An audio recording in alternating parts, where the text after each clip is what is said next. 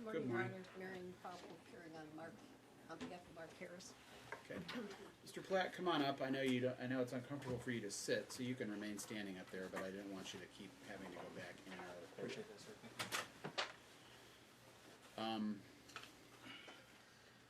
Do you guys want me to talk first, or do you want to talk first? You can talk first. So there are, let me just get it out there, that there are 3 matters up for my review today. One is, I guess, technically a review hearing that was scheduled in December and previously scheduled prior to that on kind of the status of parenting time and what was happening. Second is Mr. Platt's motion to vacate the order. He filed a number of motions, which will be, most of which will be encompassed in the review hearing, i.e. what's going on with custody and parenting time.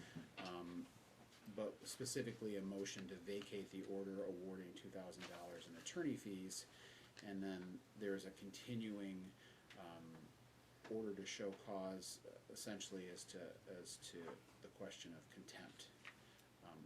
So knowing that the big question before us is what's happening next with Carmen, did I get everything else on the table that we need to cover today?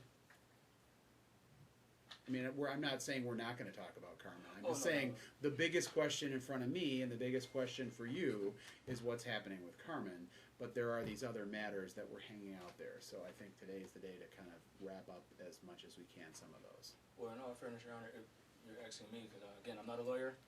There's some other things I was going to file, but again, not being a lawyer, I'm trying to not just do stuff to be doing Well, stuff. maybe, let me ask you, let me tell you this. I can't sort of take things on the fly because Mr. Harris has the right to have, warning about what we're going to talk about it. Lawyers have a right to prepare for it. It doesn't mean that you can't ask me for it down the road. You can file anything you need, but maybe what we can do is sort some of your pending questions out in the course of this, okay?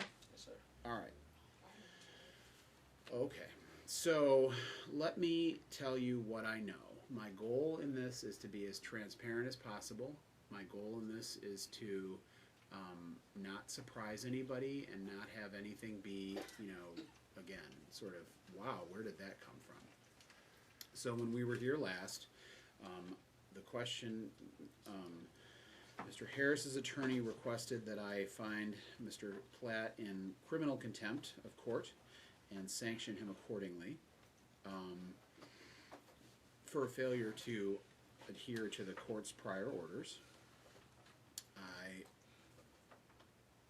Because of Mr. Platt's failure to adhere to my prior orders, I suspended his parenting time, or I didn't suspend his guardianship, but I essentially suspended his parenting time that was awarded him under the guardianship, and gave temporary sole custody to Mr. Harris pending the outcome of today's review hearing.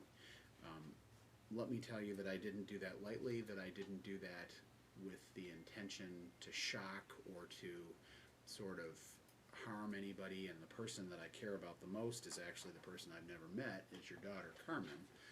And you'll recall in December, I continued and intentionally referred to her as your daughter as well, because I'm acknowledging, sir, that you have raised her and that you have, by all accounts, done an exceptional job of that.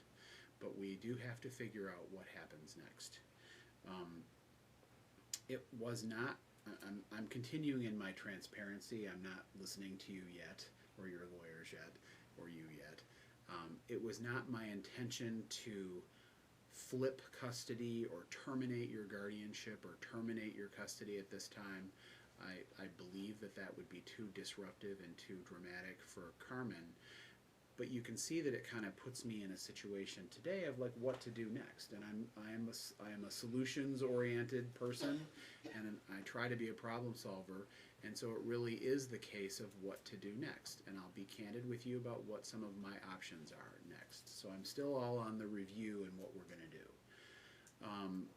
Option A is that if Carmen is doing okay, and okay isn't perfect, okay isn't I'm deliriously happy and want to live with Mark Harris and spend 24 hours a day staring into his eyes, but Carmen is a teenage girl, and if she's doing okay, then option A would be to fashion a parenting time schedule for now, and to potentially have a review before summer when she's out of school and see what we're going to do next. I mean, that was always the intention, that it would be very gradual.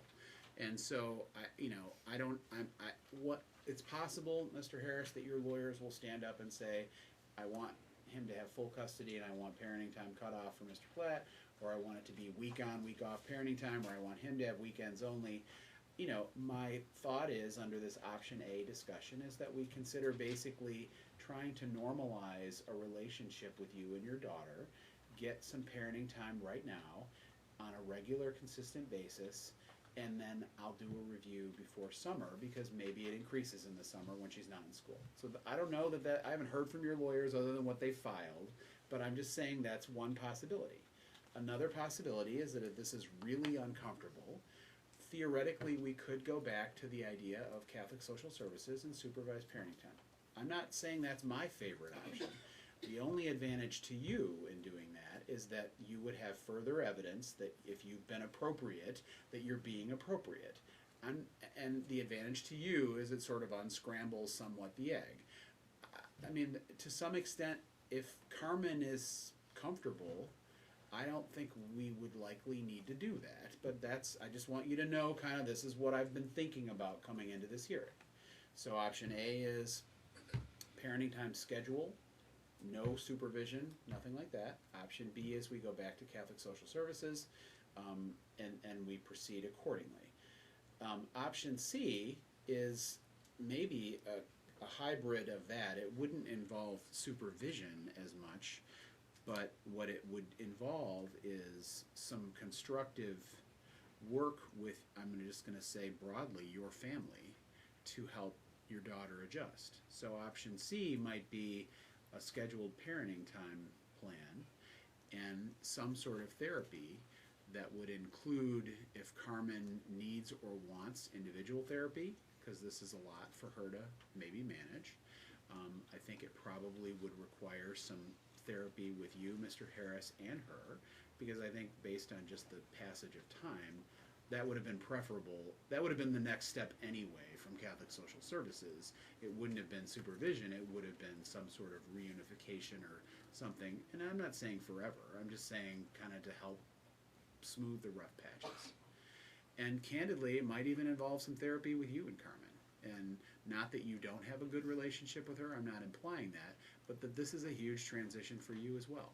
And I think that your support of her in this is critical, because again, if you're on board with it, even though you don't like it, that's going to make your 13-year-old daughter's life way better than if you're encouraging, or even by,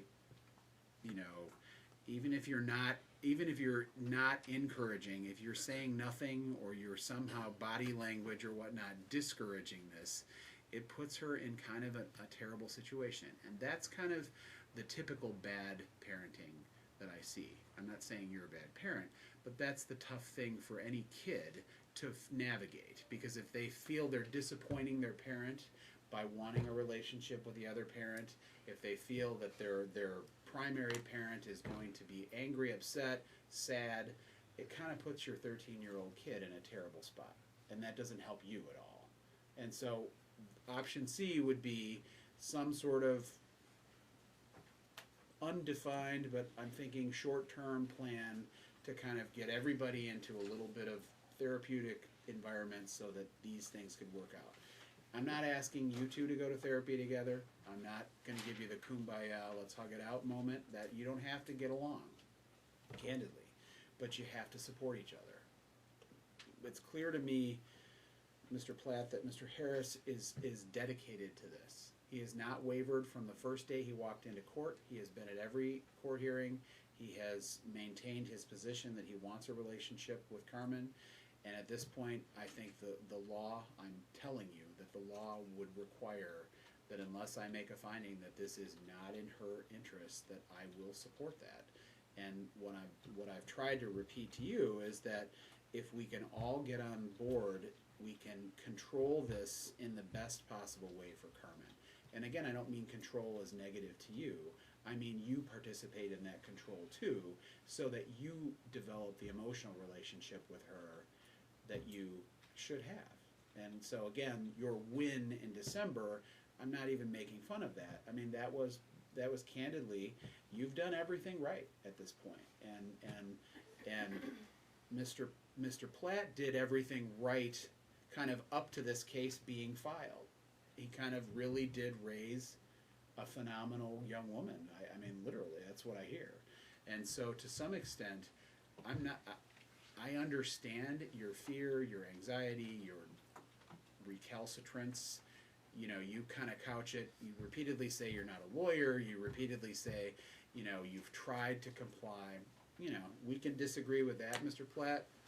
My ego is not so big that I am angry with you in any way at all. I'm still very respectful of the fact that you've raised a great young woman.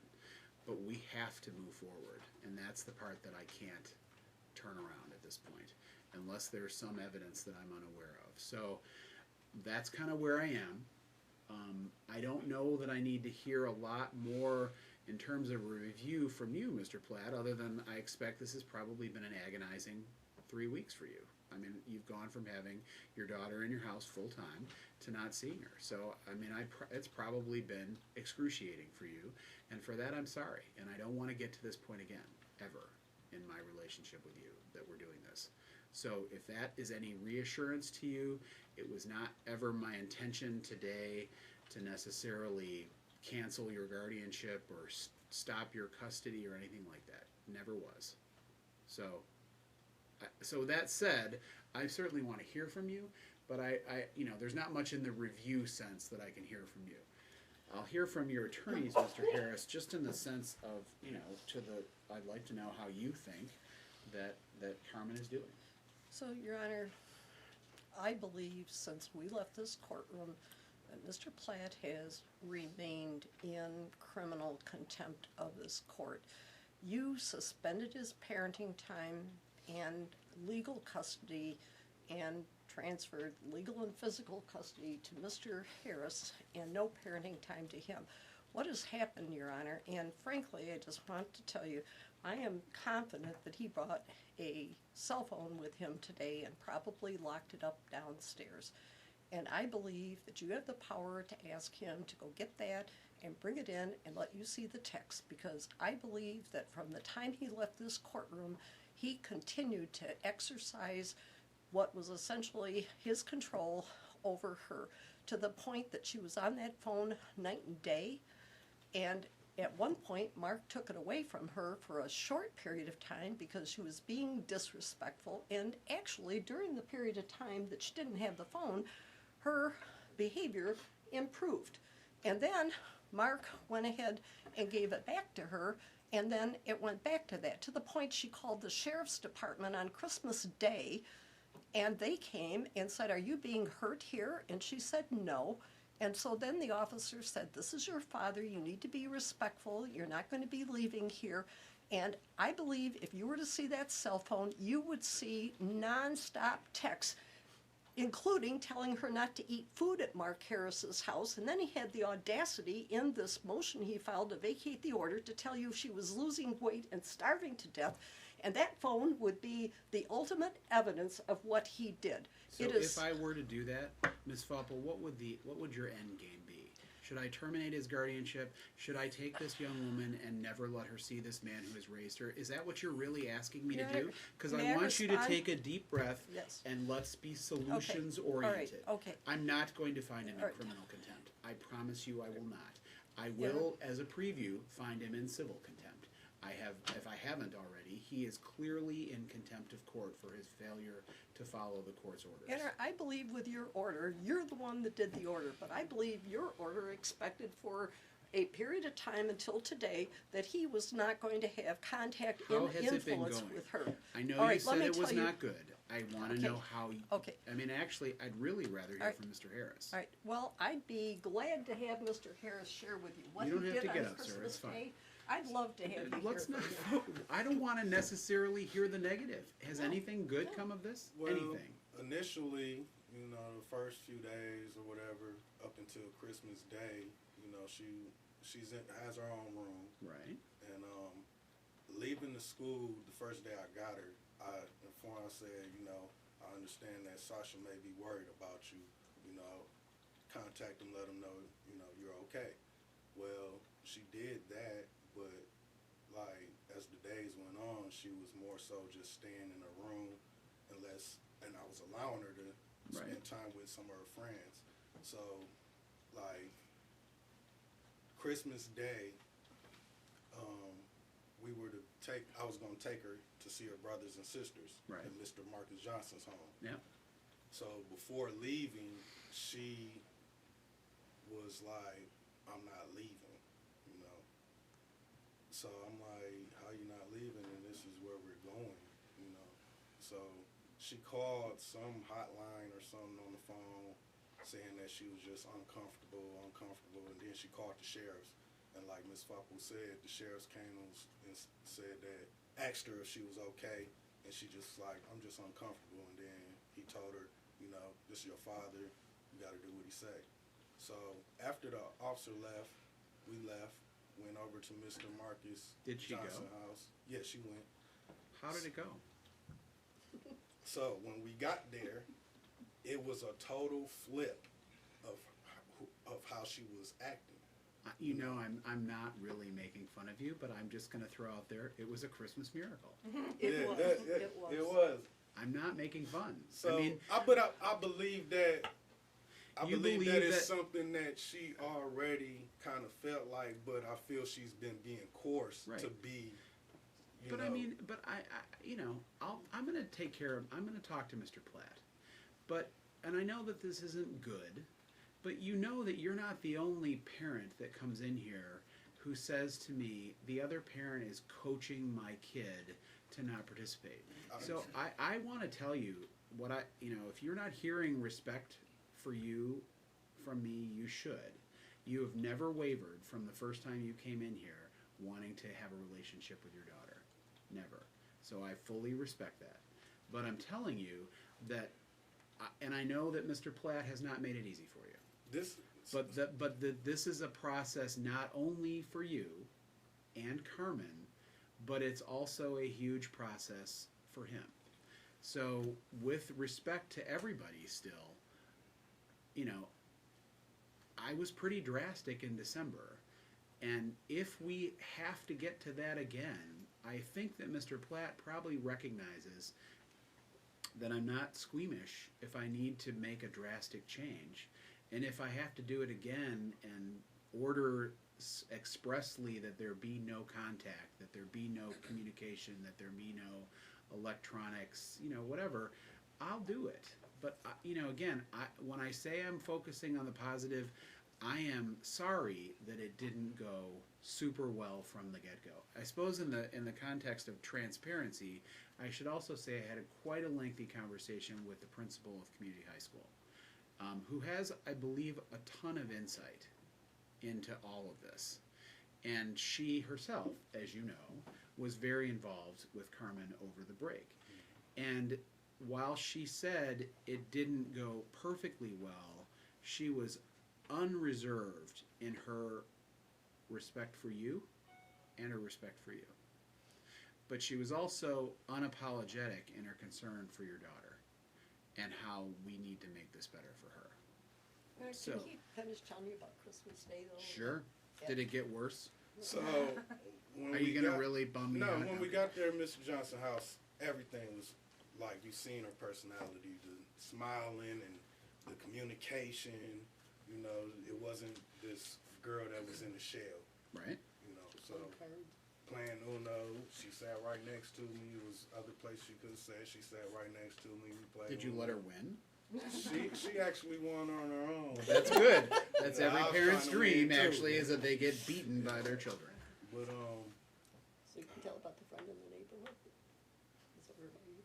yeah, Kate's daughter Ella. But Kate is actually in here in the court now. But she's been going over there, spending time with Ella and the neutral zone and everything that she pretty much said that she was doing before, she's been doing. Can I tell you one thing that the principal told me? her advice to Carmen was to be herself and let you get to know her as she is, and that she is a social kid who has friends, and so she wanted to, I mean, however that was conveyed to you, and you're like every other parent, dad, or whoever gets their kid who's a busy socialite, you gotta end up carting them around for their friends. So I approve of that you did. Yeah, okay. Carry on. I keep interrupting. So you know, it was good. You know, I don't see it being no problem at all. Like I said though, like getting back to the home and the phone situation, it just seems like, you know. But also before that, because I did skip a day or two, so it was discovered that she had 2 pocket knives, and you know, I asked her, I said, how long have you had these knives when I took them? And she said a few years. And I said, so why do you have them? Because she takes the city bus. So I'm like, you know, it's no reason for you to have a weapon. One was, I guess you would consider it legal, but the other one was like 4 inches or more. So that really bothered me and my fiance and my other daughter. And my fiance's son, he wasn't there that day, so he doesn't know anything about that, but it was just a concern, like, why does she think that she has to have knives? And then she takes them to school, so it's like, don't you know you can get expelled from school for having these things? Like, and you talked to her about that? Yeah, I definitely talked to her about it. Yes, I definitely did. Talk about your other daughter. Mr. Harris has a daughter about Carmen's age that Carmen didn't know, and so can you talk about that a little bit? Well, yeah, my daughter Javanya, she has also been over at the home, and they initially, you know, because they haven't been around each other, you know, they didn't have a lot to talk about. I can imagine, maybe slightly awkward. As the time has went on, you know, they are communicating. You know, they're teenage girls. They're only 6 months apart. Well, that's the best possible situation. I hope that it maintains and that there's nothing that causes conflict, because, you know, teenagers also get into fights too. Yeah, so that's reality. You know, that's how it is. Siblings get into. So let me ask you, would you be opposed to let me ask your thoughts. You know, this is Ann Arbor, Washtenaw County, and therefore everybody seems to go to therapy. And I think there's varying sort of beliefs about whether it's appropriate, whether it's not appropriate, whether it's necessary. I'm not necessarily one to say you must go to therapy. You are in my courtroom and must. But let me ask you this. Can you acknowledge that maybe this is probably a rough patch for Carmen because she's trying to figure it out? I'm not saying she didn't warm up to you and beat you at Uno, but do you think that it might benefit you for a period of time, whether it's weeks or a couple months, or if it's going well, longer if you want? Would you be willing to do something like that with her, where if it helped your relationship? Definitely, yes. Right. I always express that. And again, I'm not going to have you lie down on the couch and tell me your problems, and the purpose of this would be very focused. It would be to help kind of, we call it reunification, but I mean, it would just be helping to kind of build that communication between you and your daughter. Would you be okay with that? Yeah, I would be okay with it. All right. I don't know, there's a few things I wanted to say in the. Are we going to maintain the positive, Ms. Fopple? Because I'm feeling kind of good about the Christmas miracle right now. With the motion that Mr. Sasha just filed a week ago, and we responded to it, and there are a few things I'd like to say about that, but with regard to the therapy, in the motion he just filed, he said that Mr. Harris and his family were evil incarnate. And I don't really believe that. I mean, I'm kind of a religious I think he person. believes that. That's certainly not true. But the problem is, if you have therapy going on, if Carmen were living with him full time and then going to therapy 45 minutes a week maybe, or every other week, and then was getting that, sort of background, it makes it very difficult for a therapist to make progress here. And that's part of my concern. The other part of the concern, frankly, is I understand he loves her, but in terms of what he can provide, he has very, very little income. He's asked for a fee waiver in this court. He has no car. We have to look at her best interest too. The emotional bond is one issue, but when she's with Mark, she's living in a house in the neighborhood with her grandmother, her uncle, her best friend who's a very short distance away. She's getting transported by car to the school. One of the comments I think she had is she couldn't believe you can get to school in 10 minutes because she's constantly on public transportation. Apparently so worried about her safety in Ann Arbor that she has to carry a 4-inch knife with her. There's never been a home visit to Mr. Harris's or Mr. Platt's home. But there's also never been any CPS reports. I mean, no one has reported that she's malnourished. No one's reported. They haven't. I mean, again, if there were other warning signs about that, and I don't know. I mean, Mr. Platt is very secretive about his home. I've never He been is there. secretive, But and the he's fact been that- off the radar. And at this point, there are some essential things a child needs to thrive, especially in the area we're in right now. And I think as she started to realize that she has an entire extended family, she's in a very nice home, it's filled with food, there's transportation, there's everything that she needs there, and she's developed a close relationship with her half-sister that she didn't know. She is isolated with him, and she's surrounded with her natural family here. And there's no need anymore for a guardianship, and I am Ms. concerned. Foppel, you need to tone down the All right. advocacy. You're such I'm a sorry, such Your a Honor. strong advocate, but you know I'm not going to do that. I am not going to terminate his guardianship, and I mean we would have to have a hearing on that. Well, then And I'd by ask you to every consider account, a hearing. but you can't really mean that at this point. You cannot, because if I had asked you, if you were representing Mr. Platt, you would be as zealous an advocate. I wouldn't represent somebody like You, that. if you were, and you have represented plenty of people on both sides of this argument, and you would be as zealous in your advocacy there. So I'm not terminating the guardianship. We would have to have an evidentiary hearing on that. No one has asked me for that. I'm not the judge in that case. So, And actually, we have an order from Judge Altside, Your Honor, where she held it. We have that order with us today. I don't know whether you've seen that or not, but we had asked to have the guardianship, if I may approach, Your Honor. what? Just tell me about it. You don't Okay. need to approach. All right. Just tell me. We're talking. We had just asked to have that case assigned to you. That's all we asked for. And there was an order entered on May 3rd of 2017, saying Mark Harris filed a motion to intervene and a motion to reassign the case. The court dispenses with oral argument and decides the case on the pleadings. There is a domestic case involving the same parties assigned to Judge Conlin. The domestic case is set for trial, which will result in a custody order that will control the custody of the minor child. It is ordered that the motion to intervene is superfluous. The motion to reassign the case is denied. The hearing for 5/4/17 is canceled. So I think the impression was that any custody order would trump the guardianship. Mr. Platt never has filed a motion for custody. The only motion you have before you is ours. Ms. Foppel, you know that I'm not on a procedural matter gonna cut him out of this young woman's life. You know that. You know me. You know yourself. You would be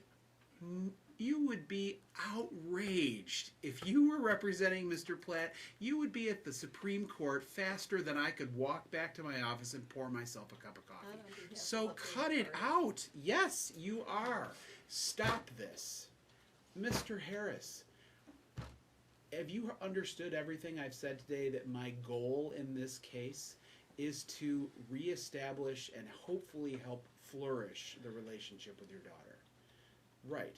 It's not going to be at the expense of someone who's raised her for 13 years. He may be struggling. He may be a bad guy. But, I mean, it is 2018.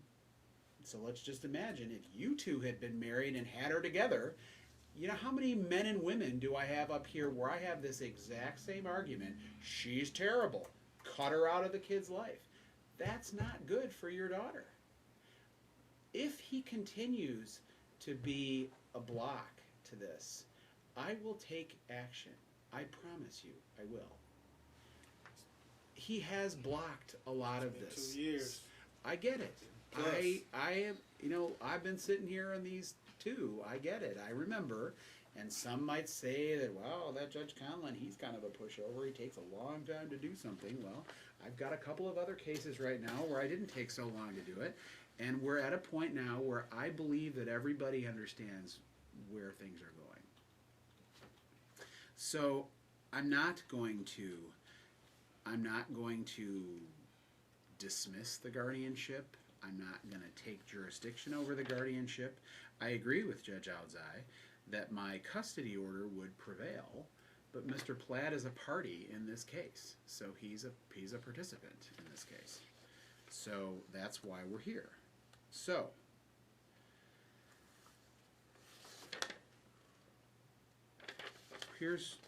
all right, Mr. Platt, knowing that you know I like good news and constructive, and let's look to the future. Any thoughts? Any response? But first, Happy New Year to you. Thank you. All right. You I too. want to say thank you, gentlemen, for being here. I thought it was necessary. Okay. Thank you for your disposition today. I appreciate that. Okay. Thank you for the respect. I try. Okay. Now, again, I feel I'm being put on the defensive. So I know. I want to say this. I'm a man of integrity, character. What you did on the 20th, totally understood it. If you doubt I did anything to disrespect your court, again, I will apologize to you today. It never was my intent. Do you feel on the defensive from me, or do you feel on the Absolutely. defensive from Ms. Fopple?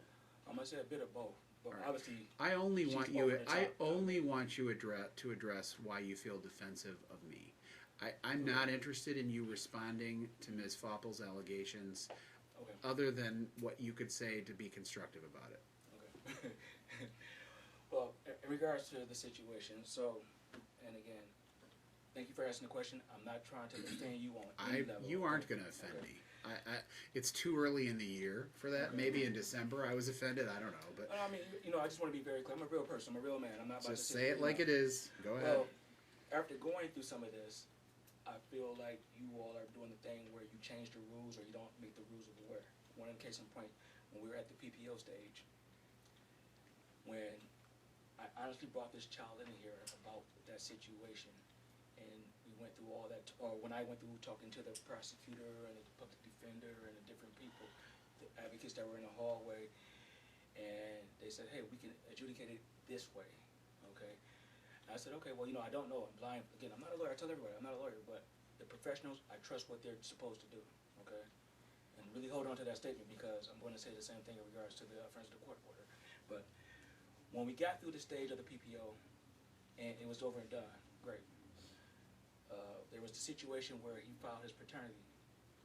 I responded, and that case should have been dismissed from what I was told by the fact that he didn't use the proper procedures or something of that nature, okay?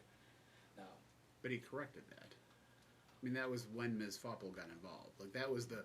So he filed a case for paternity. He did it incorrectly. That's correct. It's a complicated area of the law. yes. I believe that's when Ms. Fopple appeared for him and corrected it.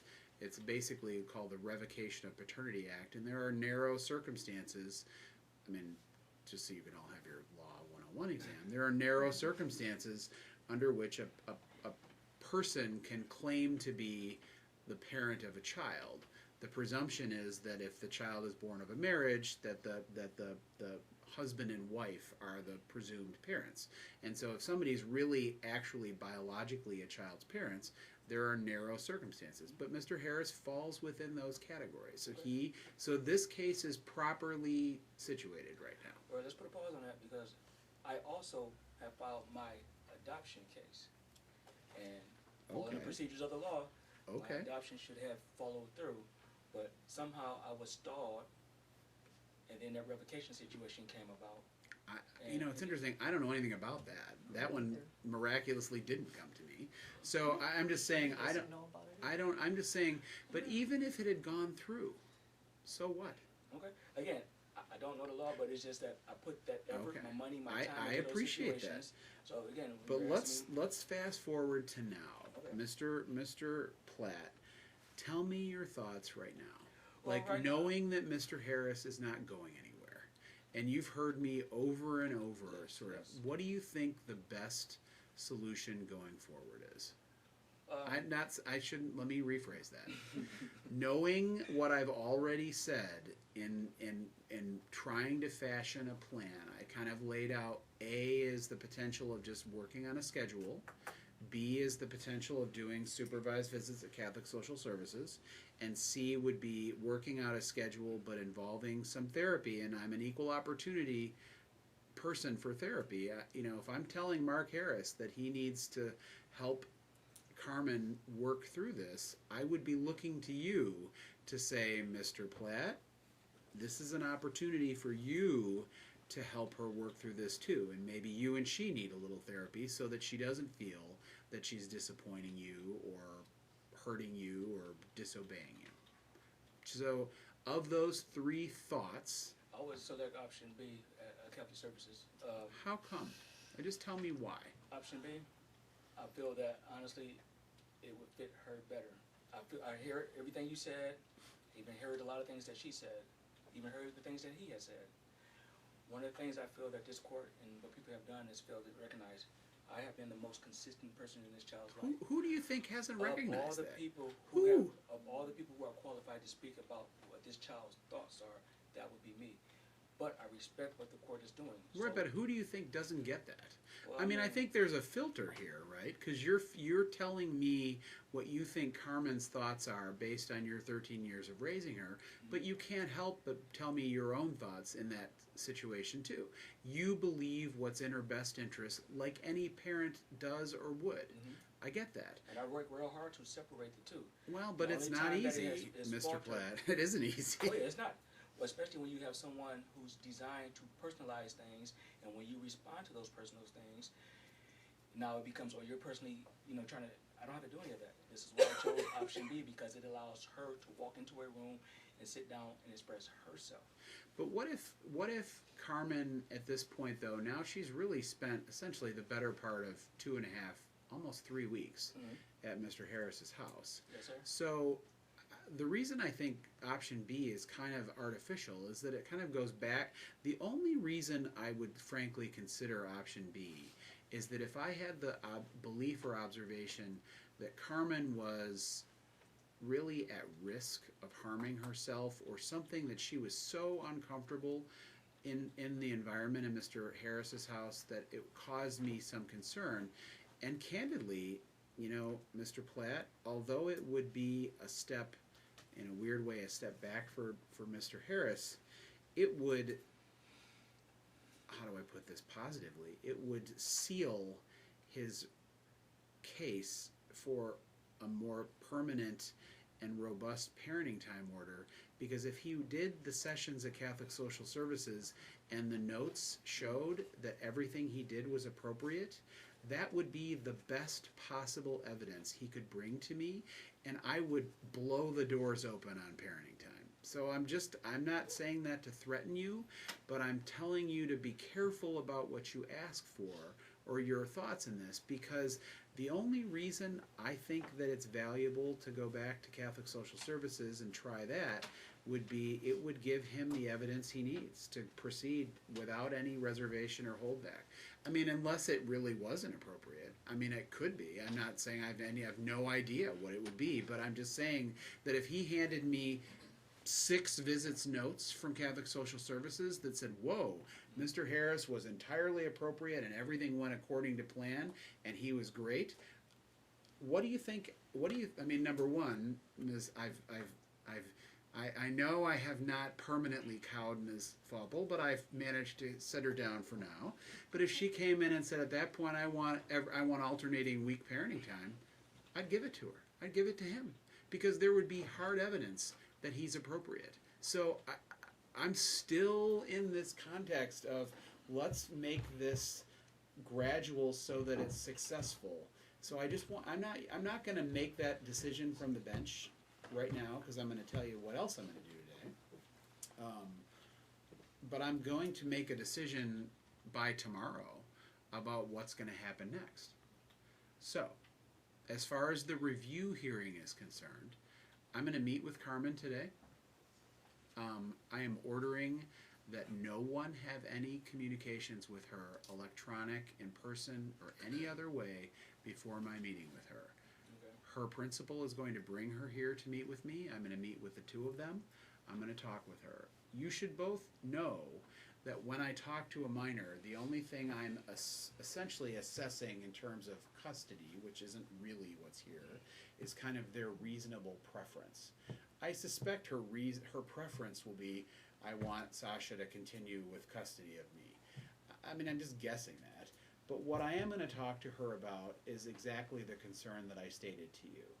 Are you so uncomfortable or so fearful or so whatever, and try to fashion a parenting plan with that information? So, in the total transparency of what I'm doing, I'm going to talk to her today. I don't want anyone to talk to her in between now and then. I respect that. I'm gonna issue an order about what we're gonna do next. Okay? I would like to speak if it's okay, because some of the things that attacking me thing, I just feel like I have to say something to defend myself. Like what? Like what do you think you have to say that I haven't already said on your behalf? Well, one is just not true. Like, for example, when this lady charged me outside the courtroom, I had to be at another court. I never So had. she didn't say I charged him. She didn't. What are you saying? Oh no! When she Let came me and tell did you. this thing. Let me tell you what I heard. Okay. So let me just ask you a couple questions. Go for it. Have you been in regular communication with Carmen over the cell phone by text or phone? And I don't even necessarily find that it's in contempt of an order that you did.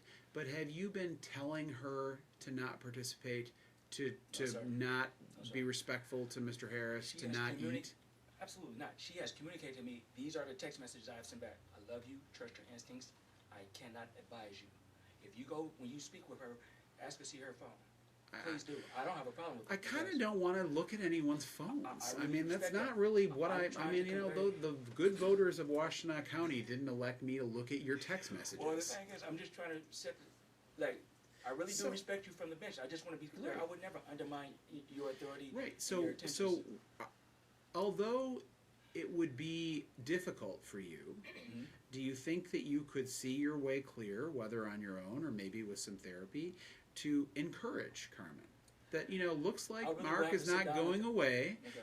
but let's make the best of this, and I think we might as well work on making this the best thing that we can for all of us. Again, I would have to sit down, pray about it, think about it some more. Okay. Well, if you haven't done so already, the time is moving. So have those prayers and have that sit down, and it is a new year and Christmas miracles and all that. So let's do that, because that's going to be, whether it comes from a regular parenting schedule, whether it comes from Catholic Social Services, or whether it comes from therapy, that's going to happen. I mean, again, I unless Mr. Harris really, unless there's evidence that he's harming her or a threat to I her, wanted to speak to that as well. okay, but I'm just going to say that unless I have evidence of that, that's what's going to happen. Like, it's going to happen. So what are you telling me that you possibly could offer in recent history that he is somehow threatening or harmful to her? Well, according to her, because she texted me this after the fact, so I don't even know this happened in real time. I didn't have the Just tell me. specifics. I know it's So hearsay. in taking her phone, but, you know? she refused to give it to him. So then he physically restrained her, grabbed her by the wrist and things, and pinned her down to take it from her. Okay. So I don't find this out directly. She's talking to people, and I think she was getting her hair done. I'm not sure, but I was being respectful. I'm not even talking to my baby directly. I'm listening while people just have it on speakerphone talking just to hear her voice. I'm being So respectful. how would you have ever connected on a speakerphone when she was getting her hair cut? No, she doesn't. She's getting her hair braided. So the people who were with her. I get my hair cut. I get Okay. that. All right, I understand. So I'm sorry, but how would you have ever been?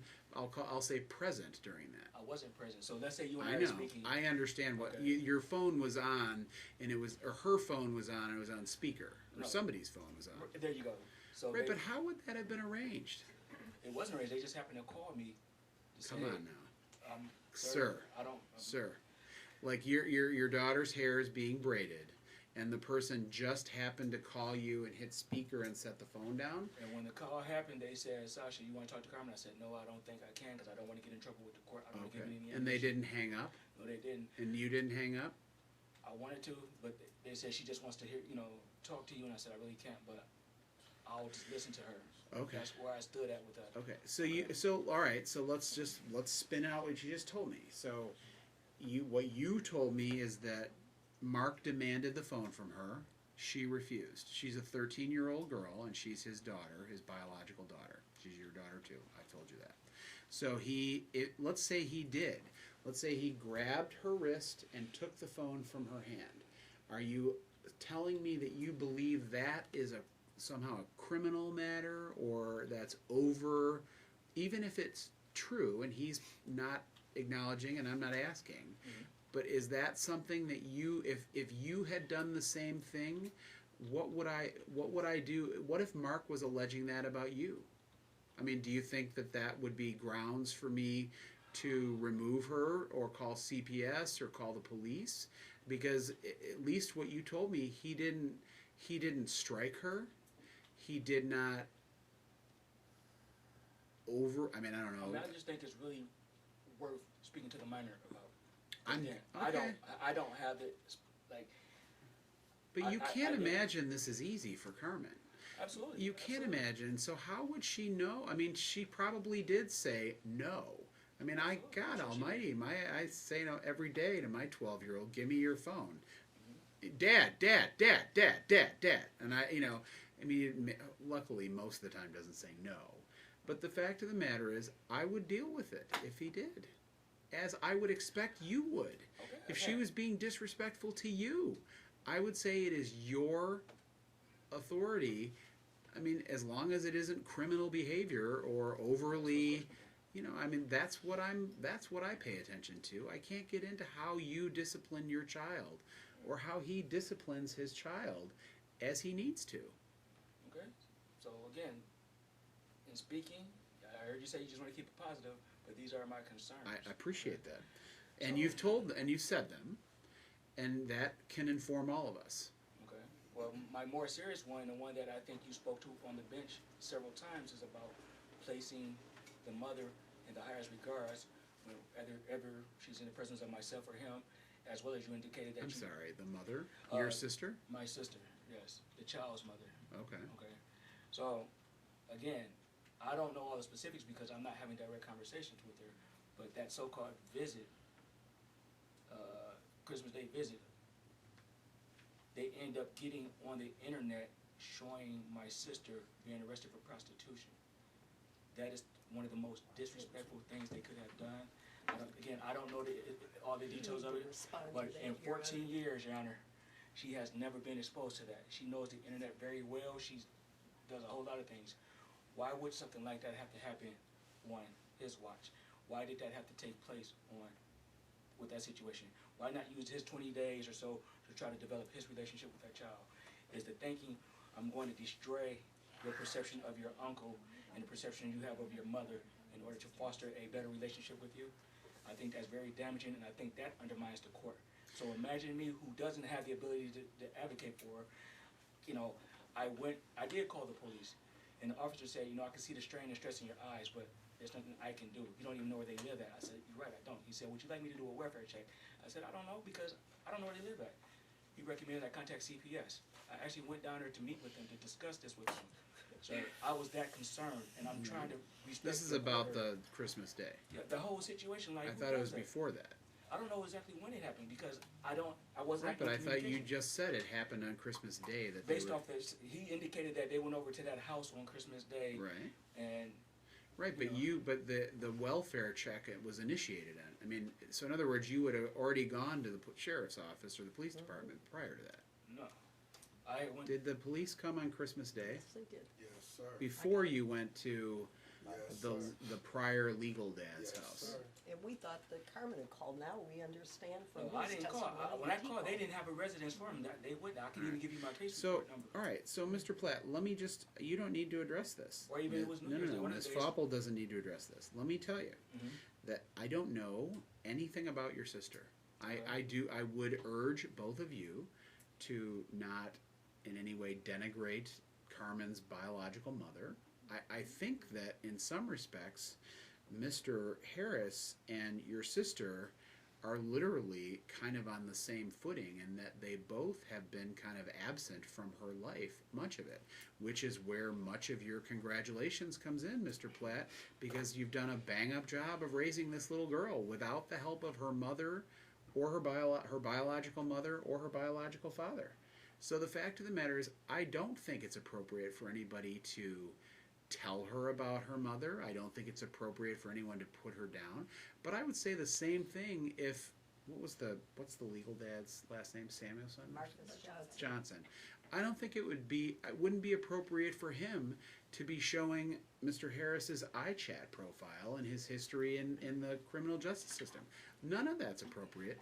But Mr. Platt, you must recognize the internet is a wonderful place, but you can find anything on anybody. And it could have been anybody who said, hey, let's Google blah, blah, blah. So even if that happened, I wouldn't assume that was Mr. Harris doing it. And if it was Mr. Johnson who did it, because he's bitter about having to pay child support on somebody who wasn't, I'm making stuff up, Mr. Harris. You don't have to respond.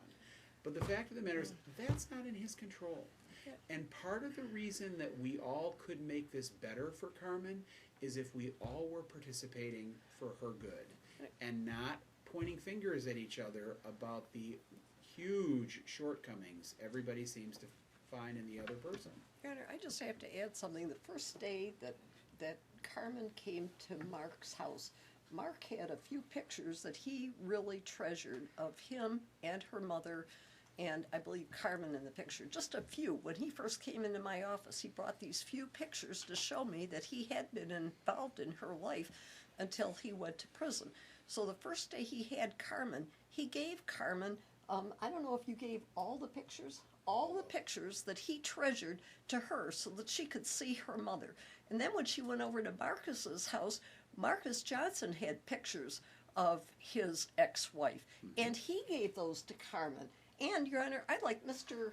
Harris to have the opportunity to tell you, there's no way he got on the internet with Carmen. Why, all right, but Really? Why do you need to tell me that, and all good. It's just so contrary to what but I'm he's glad that trying you're to saying do. it, because Mr. Platt's hearing this. You gave Carmen pictures of you and her mother and her when she was a baby. The first Yes, day. sir. And you gave, and Mr. Johnson gave her pictures. Great. All I can tell you, sir, is that that's what a good father would do. Good job. Mr. Platt's now heard that. Hopefully he recognizes that. That's all I can do. I am not living in your lives. I'm not living in your home. I am not monitoring you 24 hours a day. What we're talking about is what's constructive for your 13-year-old daughter. Okay. So we got to move on here because there's a million people in court still waiting. So I'm going to interview Carmen today.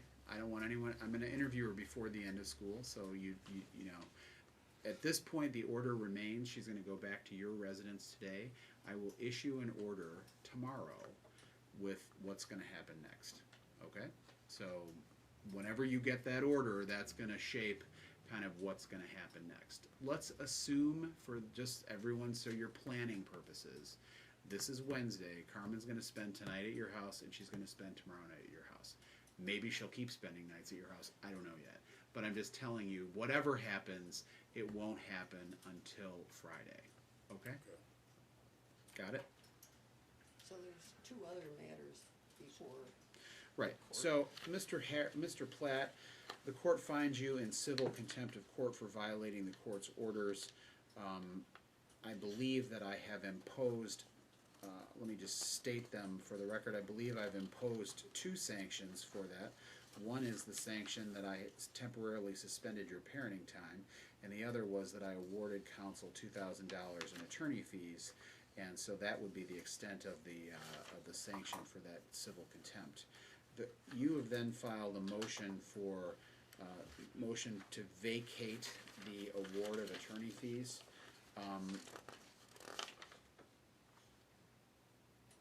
And candidly, I'm gonna tell you what I'm gonna do about that. I'm gonna take your request under advisement, and I'll just continue my transparency here. Ms. Foppel, you've already indicated your knowledge that Mr. Platt has almost no resources, so there's no question that this award of $2,000 was nothing more than a sanction or a punishment for his failure to adhere to the court's orders. I'm taking this under advisement, not that I'm at this point considering vacating the award, but whatever I do in the context of my order tomorrow, I am going to have a review of this, not as regularly maybe as I've seen you in the past, but I'm going to have some sort of review probably in April to discuss what's going to happen over the summer. Because whether I make a big change now or I make a big change later, if things are going well or things are going poorly, then we have to address what's going to happen in the summer. And so I will take under advisement the award of attorney fees, or I will take under advisement Mr. Platt's request that I vacate that order. I know that's kind of not 100% procedurally correct, but I'm going to do it. I'm not going to make any provision that you pay any attorney fees at this time. I'm telling you candidly, if, number one, if you continue to obstruct the process in this case, it will completely inform what I do next in terms of parenting time and custody. And if you haven't heard me before now, I will consider your request to vacate that sanction in the light of how eagerly you're participating in this and trying to make this better for your daughter. Is there anything else I need to The clarify? only thing, Your Honor, the therapy, the Oh. parenting time exchanges, the reason we filed the motion to find him in contempt of court is because he refused to schedule the time at Catholic Social Services. He I brought the understand. police to Myers, wouldn't let her go 2 different times, so it was Right. multiple I times. assure you that there will be no questions what's going to happen next. I mean, so parenting time, so let's talk about exchanges. So if there's a parenting time schedule, where are we going to do it? And do you know where Mr. Harris lives? No, sir. He doesn't know where you live. There's no safety concerns for any of that, none, 0. Every other case I have an Well, you know what it's address I going to can be. It's going to be from school. So whatever we do in terms of parenting time, the exchange will be at school. So there won't need to be any direct contact between the two of you. So that's one easy one. There aren't a whole lot of holidays between now and April, but there's really spring break. I'll consider that, and we'll figure that out. But I'm not going to do a holiday schedule in an order before tomorrow. So I think I'm okay. Well, I'll I make think it clear. if Mr. Harrison completed the whole one, he talked about Christmas Day, but it's been my impression that ever since Christmas Day, it's gotten better and better and better, and she has a strong relationship now to her half-sister. That's been part of what has helped this, because the I'm half-sister so loves sorry. her father. I'm going to interrupt and you just to take It just- another matter that I've been thinking about. Mr. Platt, I'm ordering that you create an email account. I don't care what it is. I mean, let's say I'm ordering that you create a new Gmail account, that you give that information to Ms. Foppel and to Mr.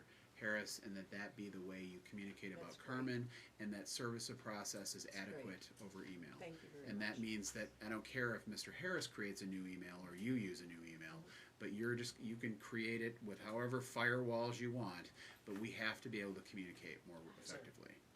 Okay? So that's to be done within 24 hours. Create the email, send Ms. Foppel that email address, and that's how you're going to communicate. And Your Honor, I just got the impression, one last thing, that all these officers, I thought that they were here because the court wanted them here, but I get the impression now that Mr. Platt is the one that arranged to have all this security here for our hearing today. I feel secure. Well, it's offensive. I like it. It's just very offensive. I like it. I'm not trying to make light, Ms. Foppel, but the fact of the matter is, let's just look forward And if everyone is assured that their safety is priority, then we can move forward. So I'm gonna issue an order on all of this by close of business tomorrow. Thank Okay? you. Good luck to you all.